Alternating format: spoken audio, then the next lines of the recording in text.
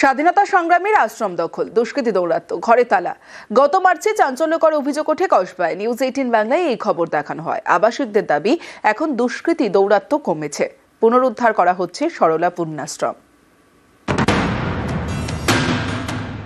কসবার সরলা পূর্ণাশ্রম স্বাধীনতা সংগ্রামীর আশ্রম। এই আশ্রমের সঙ্গে জড়িয়ে নেতাজি সুভাষচন্দ্র বসুর নাম। মার্চে আবাসিকরা অভিযোগ করেন, ঐতিহ্যশালী এই আশ্রমের জমিতে প্রমোটিং এর চেষ্টা চলছে। আশ্রম দখল করে ঘরগুলিতে তালা লাগিয়ে দেওয়া হয় বলেও অভিযোগ। একাধিকবার এই খবর দেখানো হয় নিউজ 18 বাংলায়। আবাসিকদের দাবি, একটু একটু করে এই আশ্রম পুনরুদ্ধার করা হচ্ছে। কয়েকটি বন্ধ ঘরের তালা খুলেছে। বাড়ছে আবাসিকদের যাতায়াত। শনিবার আশ্রমের বন্ধ হয়ে যাওয়া তাঁত ঘরের উদ্বোধন করা হয়। টিন কভার করার পরে আমরা অনেকটা এগোতে পেরেছি। এই যে বড়ি দেয়া, তারপরে পাঁপড় তৈরি করছে, হাতের কাজ করছে, কাঁথা তৈরি করছে। আমাদের নতুন পরিকল্পনা হচ্ছে, এই যেমন তাঁত ঘরটা বন্ধ হয়ে গেছিল, এইবার আমাদের তাঁত ঘরটা চালু করা। সেলাই অলরেডি হচ্ছে, সেলাইয়ের ক্লাসে মেয়েরা কাজ করছে এবং তারপরে গয়নাগাটি তৈরি হচ্ছে। 1929 সালে হিন্দু বিধবাদের জন্য আশ্রম তৈরি করেন বেণীমাধব দাস। বেণীমাধব দাস ছিলেন নেতাজি সুভাষচন্দ্র বসুর শিক্ষক। তিনি প্রথমে বাড়িতেই আশ্রম চালু করেন। তারপর সুভাষচন্দ্র বসুর উদ্যোগে কসবায় আশ্রমের জন্য জমি পান। আশ্রম দেখাশোনা করতেন বেণীমাধব সরলার 2 মেয়ে কল্যাণী এবং বীণা। তারা ছিলেন স্বাধীনতা সংগ্রামী। মার্চে ঐতিহ্যশালী এই আশ্রমই দখলের অভিযোগ ওঠে। আবাসিকদের মারধর করা হয় বলেও দাবি করা হয়। সেই খবর দেখানো হয় নিউজ 18 বাংলায়। তৎপর হয় কসবা থানা, সরব হয় রাজ্য মহিলা কমিশন। আবাসিকদের দাবি, এরপর থেকে ছবিটা বদলেছে। পুনরুদ্ধার করা হচ্ছে সরলা পূর্ণাশ্রম। শনিবার বন্ধ তাঁত ঘরের উদ্বোধন হয়। মহিলাদের উপর অত্যাচার যেভাবে বাড়ছিল, সেইটা আপনাদের ইনভলভমেন্টের পর ডেফিনেটলি অনেকটাই কমেছে এবং অধিগ্রহণের ব্যাপারটা, যেটা টোটালি হাতের বাইরে চলে গেছিল, আমাদের নতুন কাজকর্ম শুরু হতে চলেছে এবং কাজকর্ম শুরু হয়ে গেছে। যে সরলা পূর্ণাশ্রমের সঙ্গে জড়িয়ে রয়েছে স্বাধীনতা সংগ্রামের ইতিহাস, সেই আশ্রম ফের কিছুটা অংশ পুনরুদ্ধার করতে পেরে যথেষ্ট খুশি আবাসিকরা। নিউজ 18 বাংলায় এই খবর আমরা সম্প্রচার করেছিলাম, আর তারপরে যখন তারা ফের একবার তাদের এই তাঁত ঘরকে তারা চালু করছেন, তারাও যথেষ্ট আশাবাদী। এই তাঁত ঘর আগামীতে শহর কলকাতার মতো জায়গাতে তাঁত শিল্পের যে ইতিহাস রয়েছে, সেই ইতিহাসকে সামনে তুলে আনতে আরও একবার অগ্রণী ভূমিকা নেবে। ক্যামেরায় মনোজ কুমারের সঙ্গে সার্নিক ঘোষ, নিউজ 18 বাংলা, কলকাতা। বিহারে ট্রায়াল রান, বাংলায় ফাইনাল। এসআইআর নিয়ে বিস্ফোরক সমাজকর্মী যোগেন্দ্র যাদব। এসআইআর এ বিহার টেস্টিং গ্রাউন্ড ছিল বলে দাবি। এসআইআর শুধু বাংলার জন্যই তৈরি বলে দাবি যোগেন্দ্র যাদবের। पहले दिन से मेरी मान्यता थी कि ये एसआईआर मूलतः बिहार के लिए नहीं था। बिहार तो केवल टेस्टिंग ग्राउंड था। ये स्पेशल इंटेंसिव रिवीजन मूलतः बंगाल के लिए बना था।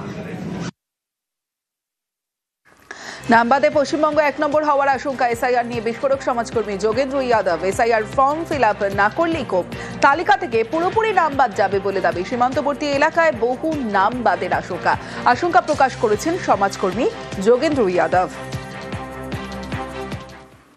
But in Bengal, stage 2 is the real stage, where notices will be sent to, let us say, about 1 crore people of Bengal, maybe 2 crore people of Bengal will get notices.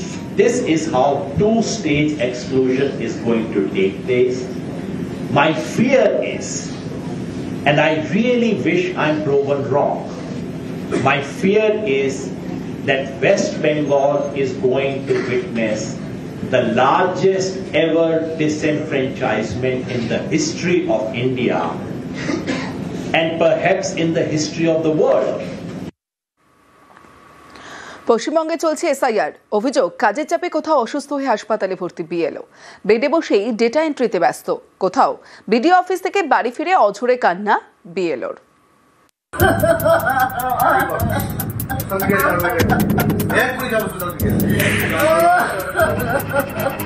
আমি তো বলছি কাজে করে পিছিয়ে নেই তো মোটামুটি করে কাজে করে পিছিয়ে নেই তো।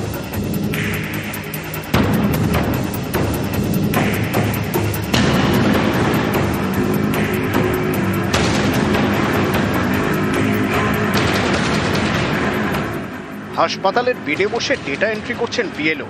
এ ছবি উত্তর দিনাজপুরের ইসলামপুরে।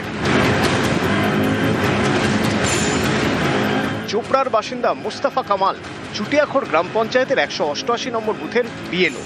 অভিযোগ, এসআইআর এর কাজের চাপে শনিবার সকালে অসুস্থ হয়ে পড়েন মুস্তাফা। তাকে ভর্তি করা হয় ইসলামপুর মহকুমা হাসপাতালে।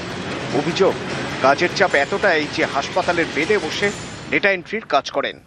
সারাদিন বসে থেকে পাগুলো গেছে ফুলে প্রচণ্ড ব্যথা, আর এদিকে শরীর ক্লান্ত হয়ে পড়েছে।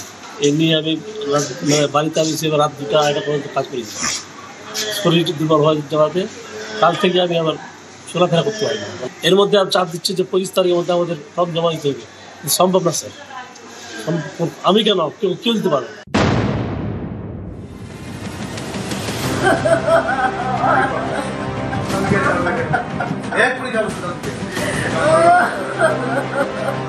আমি তো বলছি কাজে করে পিছিয়ে নেই তো মোটামুটি করেছে কাজে করে পিছিয়ে নেই তো মোটামুটি করেছে। হুগলির পান্ডুয়া এখানকার একটি বুথের বিএলও সুমিতা মুখোপাধ্যায়। তার দাবি, তিনি 1300টি ফর্মের মধ্যে 300টি ফর্মের ডেটা এন্ট্রি করেছেন। অভিযোগ, এই কারণে তাকে পান্ডুয়া ব্লক অফিসে দীর্ঘক্ষণ বসিয়ে রাখা হয়। দ্রুত কাজ শেষের জন্য চাপ দেওয়া হয়। এরপরে বাড়ি ফিরে বিএলওর কান্না। কাজে করে পিছিয়ে নেই তো মোটামুটি করেছে কাজে করে পিছিয়ে নেই তো মোটামুটি করেছে।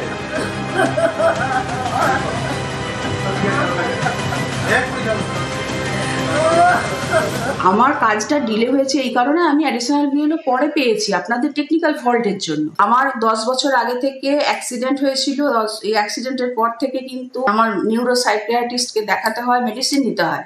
এত কিছু মেডিসিন নেওয়ার পরও কিন্তু আমি এই কাজ থেকে অব্যাহতি চাইনি। সুপারভাইজার বললেন ওনাকে ছেড়ে দিন, উনি অসুস্থ। তা সত্ত্বেও কিন্তু এই ব্যাপারটা ডিলে করলো ওরা, যার জন্য আমি বাড়িতে এসে আমি খাবারটুকু খেতে পারি। আমাকে পরিবারের লোকেরা খাবারটা খেয়ে মেডিসিনটা দেওয়ার চেষ্টা করেছে। জলপাইগুড়ি সদর ব্লকের গোড়ালবাড়ি গ্রাম পঞ্চায়েত এখানকার খান সাহেব পাড়ার একটি বুথের বিএলও অঞ্জুয়ারা বেগম। স্থানীয়দের দাবি, এসআইআর এর কাজ শুরুর পর তিনি অসুস্থ হয়ে পড়েন। এরপর থেকেই বিএলওর কাজ করছেন অঞ্জুয়ারার নাবালক ছেলে। বিএলওর যে সে তো নাই, এখন বলে হসপিটালে আছে কি কোথায় আছে আমরা তো জানি না। পরে ওর ছেলেকে কালকে জমা দিয়েছি। ভিডিও থেকে আসে একবার সঠিক মূল্যায়নটা যদি করে দেয় যে ও অসুস্থ বা ওর ছেলেই চলবে, পরে যদি কোনো ভুলভাল হয় তো তার দায়িত্ব কে নেবে। কৌশিক ঘোষ মুর্শিদাবাদের জঙ্গিপুরের একটি বুথের বিএলও। অভিযোগ, কাজের চাপে অসুস্থ হয়ে পড়েন। তাকে ভর্তি করা হয় হাসপাতালে। মাথায় ব্যথা, বুকে ব্যথা এবং হার্টবিট বেড়ে যায়। ওই সঙ্গে সঙ্গে আমরা কাজ করতে বাড়িতে অসুস্থ হয়ে একদম সেন্সলেস স্বাভাবিক অবস্থা। মাথায় জল দিয়ে আমরা সঙ্গে সঙ্গে ডাক্তারবাবুর কাছে নিয়ে আসি। কাজের চাপ কি প্রচণ্ড কাজের চাপ। নিউজ 18 বাংলা।